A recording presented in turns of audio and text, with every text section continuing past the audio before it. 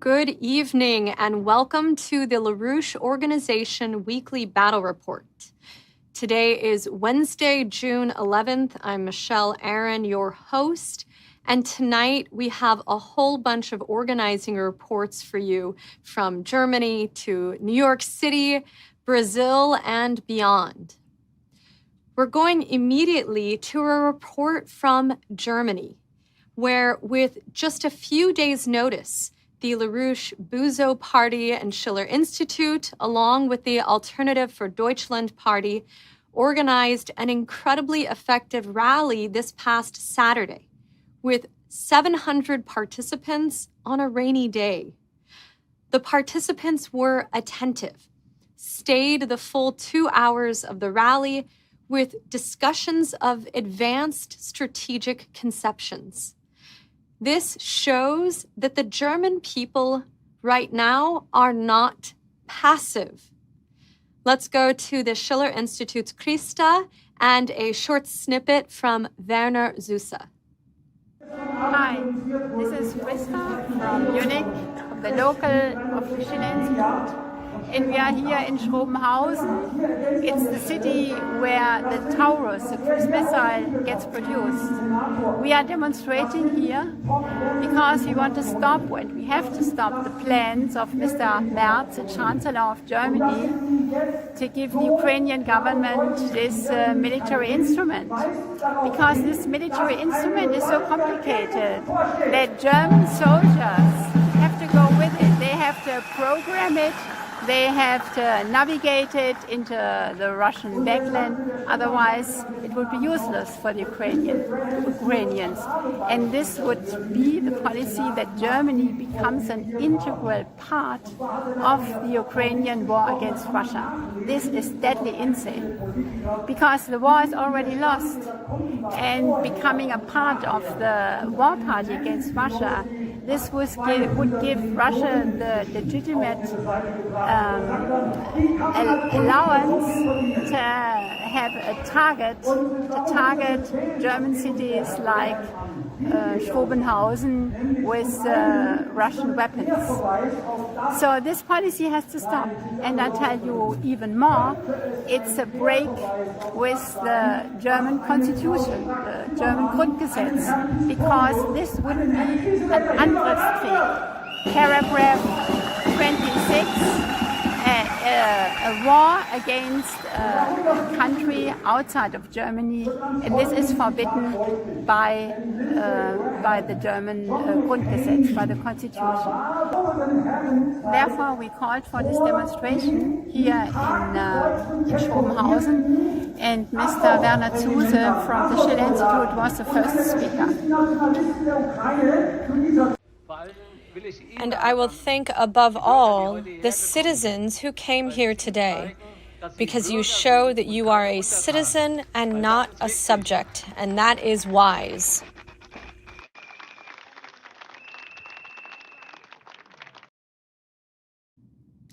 And you see that concluding sign here, Stoppt NATO-Krieg, Stop NATO's War. Werner continued in his comments in his address to challenge the audience to grow, to fill the role given to them on the stage of history, as laid out by the great German poet and historian Friedrich Schiller. We now go to Long Island, United States, where today, LaRouche Organization Vice-President Chris Sare was out talking to the American people about the need to put aside both Trump derangement and Trump fan club syndrome, and instead take advantage of the present moment to pursue peace and development. Hello, this is Chris Sare with the LaRouche Organization. I'm out here in East Hampton today with my friend Margaret Chaldon over there at the table, and we are campaigning to help Trump make peace.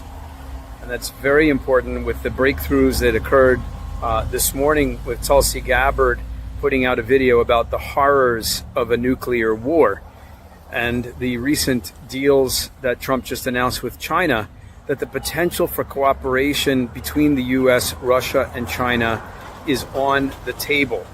And you can see the neocons in both parties freaking out, scowling at the thought of peace. So that's our message to people out here today. We're saying this is not the Trump fan club. This is a movement to make sure that he is able to work with Russia and China, that they are not the enemy.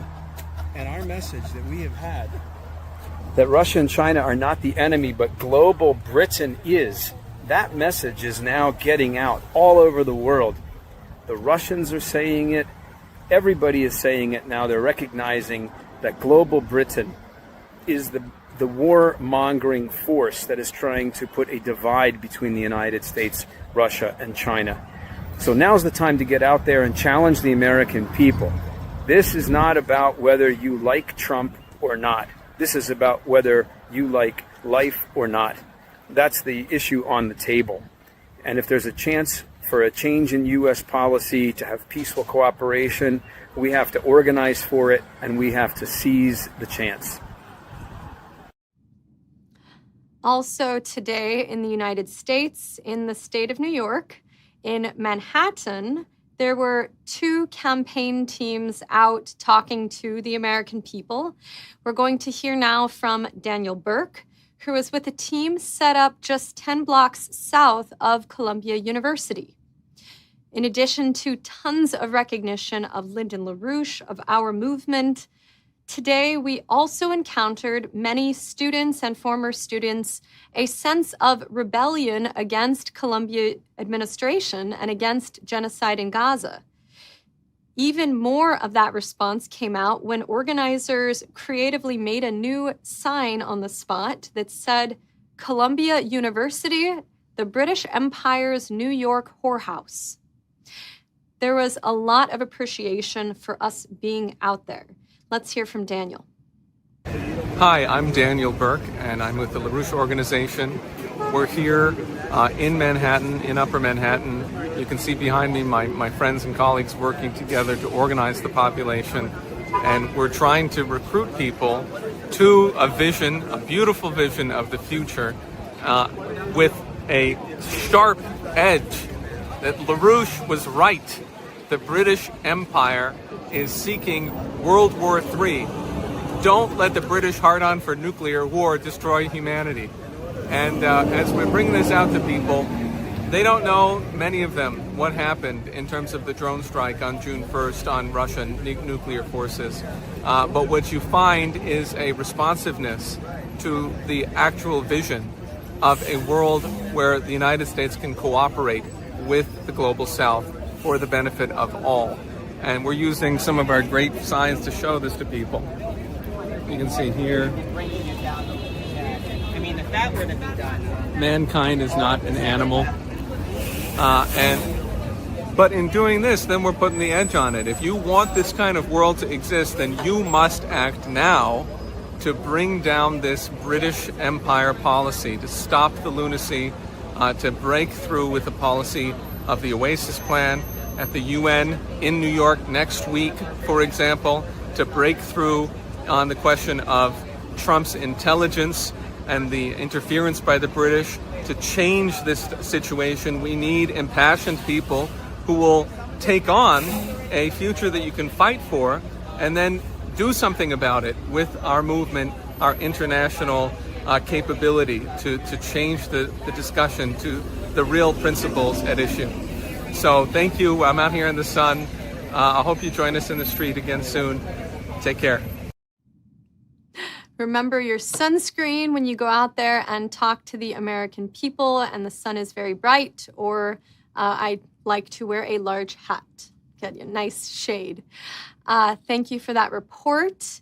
Now, the TikTok message from LaRouche Organization President Diane Sare that we played in last week's battle report, warning of whether a coup is being run on President Donald Trump, has now surpassed 140,000 views. On Saturday, Sare posted another provocative message. in response to FBI Director Kash Patel's June 6th interview on Joe Rogan, where he spoke about his work going after the Russiagate apparatus. Sare, in her new statement, told viewers that more important would be to investigate the case of the dirty operations done to silence 8-time presidential candidate Lyndon LaRouche. The TikTok version of the statement quickly gained over 12,000 views, and the shorter Instagram version, which we'll now watch, also has thousands of views. I've been watching the interview that Kash Patel did with Joe Rogan yesterday, and I have found some very interesting parts of it, particularly when he talks about what happened during Russiagate and the corruption of the FBI and the Department of Justice and others. But I have to say there's a much bigger case which, if it were undone, would devastate the so-called deep state, which is really a cross-section of CIA, MI6, and Mossad, as well as various financial entities. And that is the case of Lyndon LaRouche, who ran for president 8 times, who was Ronald Reagan's back channel in negotiations with the Soviets on the Strategic Defense Initiative, who met with leaders like Indira Gandhi and Lopez Portillo, president of Mexico, to discuss debt moratoria. LaRouche had 400 FBI agents, U.S. Marshals, show up at his home in 1986 in an attempt to assassinate him. His publications, except for Executive Intelligence Review, were illegally shut down by the government when they had over 250,000 subscribers combined, and LaRouche himself was sentenced to 15 years in federal prison on conspiracy charges, along with a couple dozen other of his associates. You don't know about this case because the news media is part of the operation. That's the case they should be investigated. Now, last week, we reported on the release of the emergency strategic bulletin issued by the LaRouche movement on the British-fueled increase in World War III danger, titled Step Back from the Brink of World War III. Over this past weekend, this and other LaRouche material was presented on 4 Ibero-American media channels with other connecting networks throughout countries that include Dominican Republic, Ecuador, Mexico, and Brazil. We're going to hear excerpts from 3 of these programs to give a taste for some elements of the discussion and the effectiveness of the multiplicity of our actions.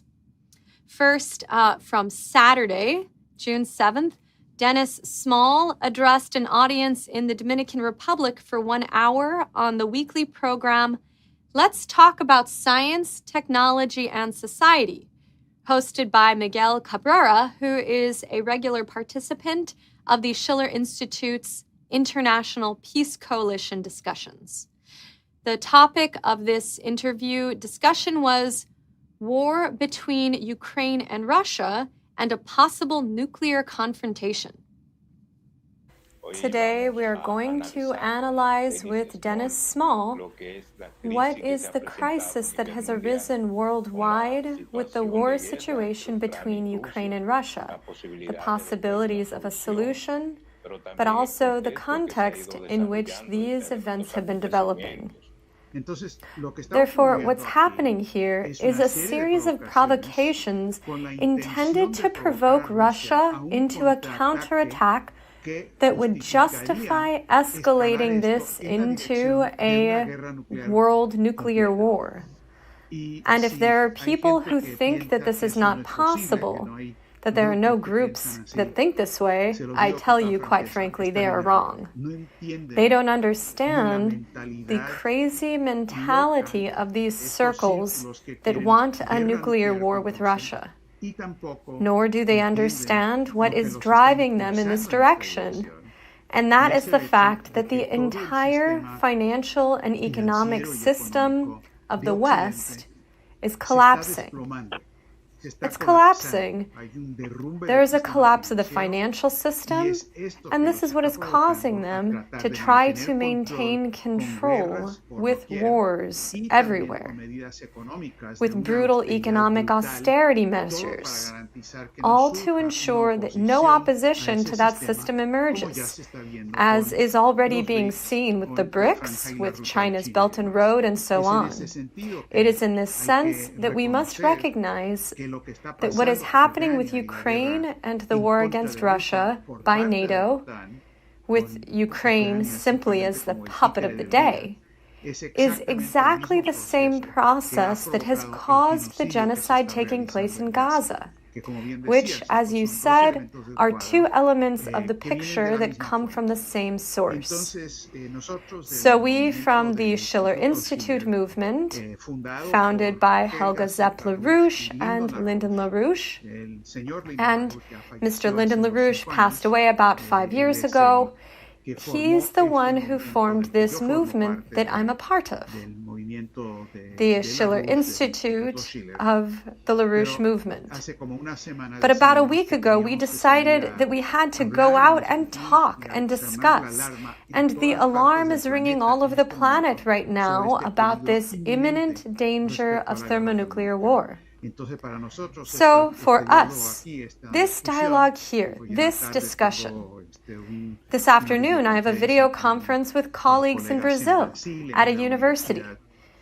It's part of, I would say, 80, 90, 100 discussions all over the planet with people like you who are concerned and who alone perhaps can't do much, but together we are a force for peace and economic development, which is always the foundation of peace. Now, later that same day, Dennis made another hour-long presentation and then took questions for another hour in a webinar organized by Professor Jairo Carvalho's National Sovereignty Group in Uberlândia, Brazil.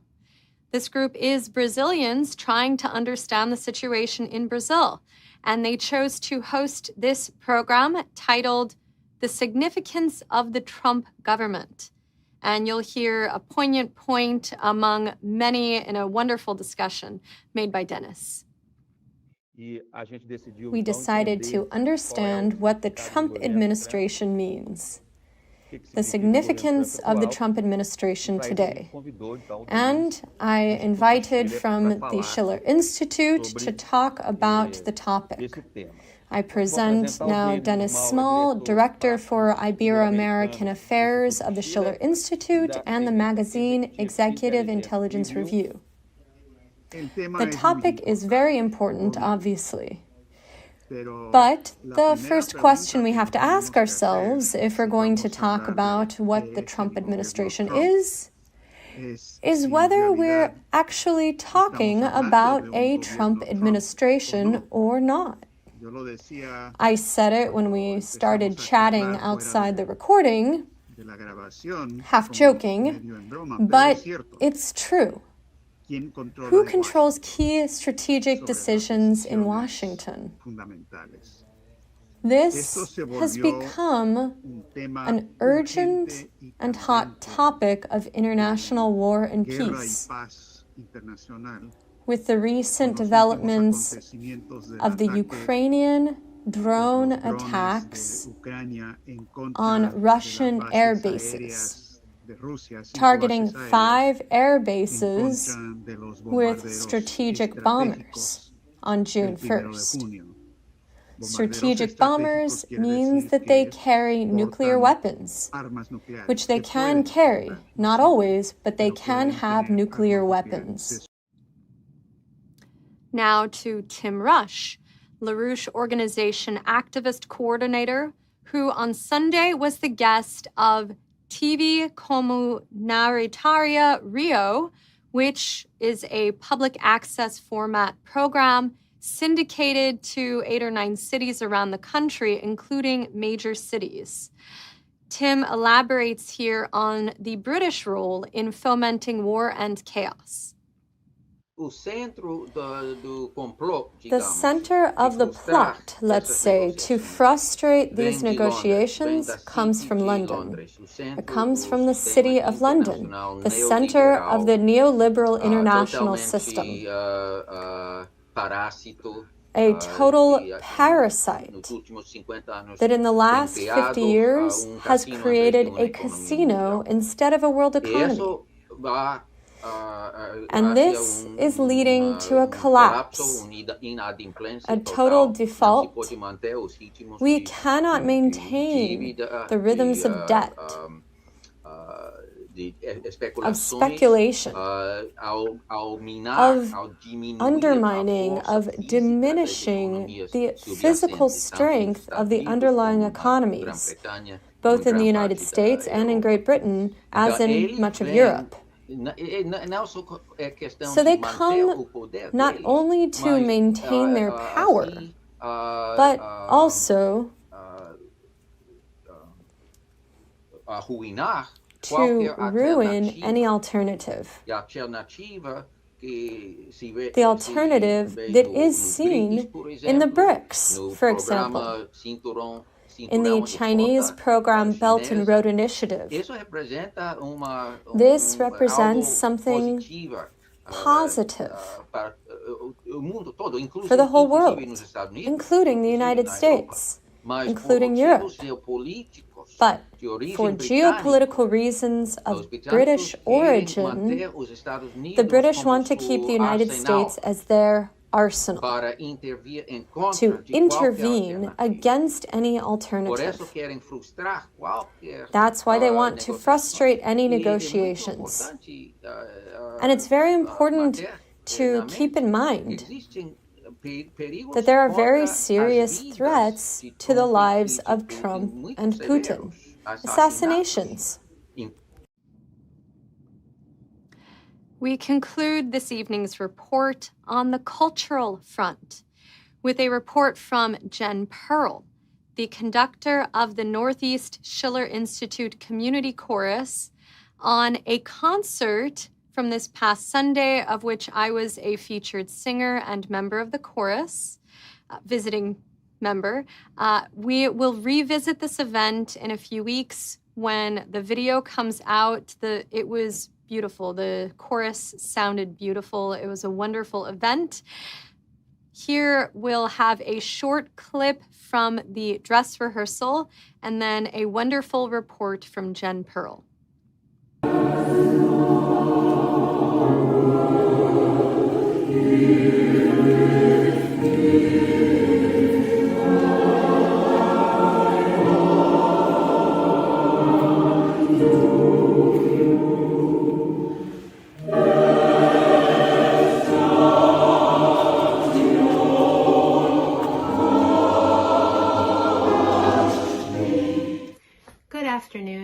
My name is Jen Pearl, and I'm the director of the Schiller Institute Chorus in Quincy, Massachusetts. I wanted to give a report on a powerful concert that we held on Sunday, June 8th, here in Quincy at a church at which we've been performing concerts and rehearsing since 2019. We have really become an institution here with concerts twice a year, and we have been drawing an audience of many different networks from the Chinese community, from various musical institutions in the area, local conservatories, music schools, members of the community, and political supporters. We also had a few members of our Schiller Institute NYC chorus who came up to reinforce some of our sections in the chorus. The concert was entitled Songs of Hope, and it was thoroughly composed from beginning to end. Our intention in establishing this program was to focus upon American music and music that reflects the resilience of the American Republican spirit. We had spirituals by Harry Burleigh and William Dawson. We sang Dvorak's Goin' Home. We had a few beautiful classical works by Haydn, excerpts from Bach's Jesu meine Freude, and two works by American female composer Amy Beach, who was also a New Englander. We began the concert with a short motet by Haydn entitled Abendlied zu Gott, Evening Song for God, or a prayer. And we ended the concert with Amy Beach's anthem, Peace I Leave With You. There are a few things that I just wanted to point out that I thought really stood out about this concert. There was essentially a running dialogue between the musical works and the comments made by some of the performers before they sang their pieces. I began with a short introduction situating the importance of beauty right now amidst the ugliness and horrors of war and genocide. Then we had various performers. We had soprano Michelle Aaron, who performed a song cycle of 3 songs by Amy Beach, bringing out the metaphor that the change in the year and the change in the seasons is a metaphor for a change in the heart or the mind. Schiller Institute member Bill Ferguson moved the audience deeply with recitations of 2 Shakespeare sonnets and a short discussion on immortality, tying the whole program together poetically. In fact, one audience member, who's also a chorus member, burst out as soon as he was done and said, "Beautiful." The audience was very moved. One baritone, who is a professional singer in both the Boston and New York area, who has done several concerts with us, was excited to sing 3 spirituals composed by Harry Burleigh. And he actually opened his portion of the concert by reading the words of Harry Burleigh on how to perform a spiritual. We also had a Colombian young soprano who performed 2 Latin American art songs, which were arrangements of popular traditional songs that are sung a lot. She had put a lot of thought into the songs that would appropriately reflect the theme.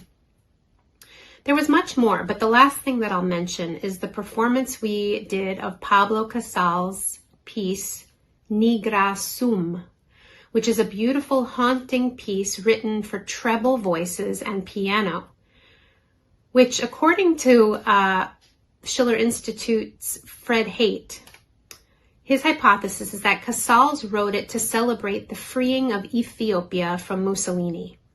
The words are Nigra Sum, we are black, and they come from the Songs of Solomon. The second verse says, the rain is gone, the flowers are returning to the land, hallelujah. Very moving piece. The concert was followed by a very spirited reception with a lot of discussion between the artists and the audience members. We will be restarting the chorus in Quincy in the fall, and if folks are interested in joining, they can contact schillerchorusma@gmail.com. For those who are in the New York area, you have a wonderful chance this coming Thursday, tomorrow, June 12th, at 6:30 p.m. to be part of the Schiller Institute NYC Chorus Summer Sing of a rarely performed requiem by Luigi Cherubini. All are welcome and scores are provided.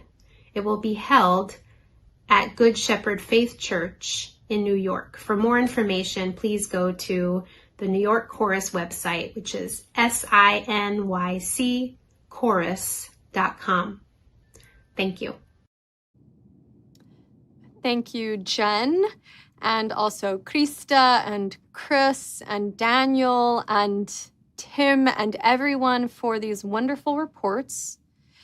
We have seen this evening the effective intervention of the LaRouche movement internationally, from the quickly organized and yet highly effective anti-war demonstration in Schrobenhausen, Germany, to today's outdoor campaigning throughout New York, to the media blitz over the weekend in alternative media sources throughout Ibero-America, and to the cultural intervention made this weekend by the Northeast Schiller Institute Community Chorus. Go out and organize. Send in your reports to info@laroucheorganization.com and we look forward to